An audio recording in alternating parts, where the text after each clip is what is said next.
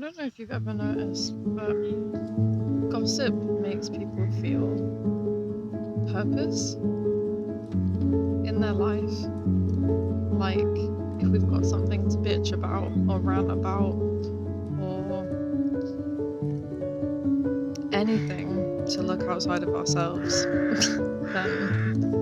then we don't notice the noise so much. We don't notice the signals of our body telling us that we need to look inwards. We don't notice the inflammation as much. We don't notice the pain as much. Gossiping is literally like drinking. It's like people are too afraid to be by themselves, to really sit with themselves and not judge themselves.